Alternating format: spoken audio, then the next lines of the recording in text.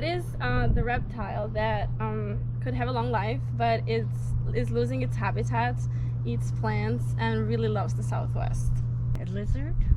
No, it's the desert tortoise. Oh, really? Yes. How sad. Desert tortoises are native to these areas. They navigate the sandy flats or the rocky foothills of the southwestern United States and northwestern Mexico deserts.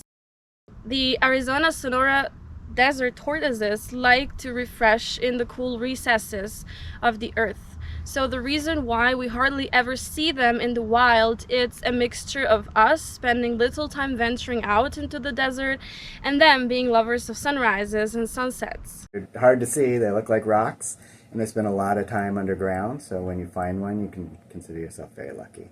According to data from the United States Fish and Wildlife Service, the Mojave Desert tortoise population, for example, has declined by an estimated 90% in the last 20 years, making it hard to see them in the wild.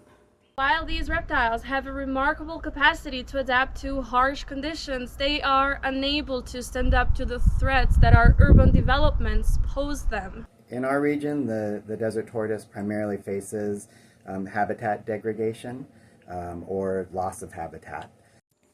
They are also often picked up and taken home by people, although, according to the Arizona Game and Fish Department, it is illegal to remove a tortoise from the wild. They end up in captivity, becoming pets, and often even struggle to find caretakers. In my opinion, it's unethical to remove tortoises or any wild animals from their native ecosystem because they have a role to fulfill, a function to fulfill in the ecosystems that they are a part of. And so by bringing them out of the wild, you're depriving a wild system or community of a key component. I do think we should be keeping the wild tortoises in the wild, making sure that we have, all the different types of animals that belong in the wild. It is imperative for us as individuals to respect these reptiles. Mishandling them, picking them up, or harassing them could be deadly for them.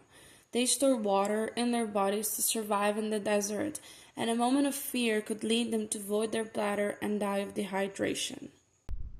It is incredibly special to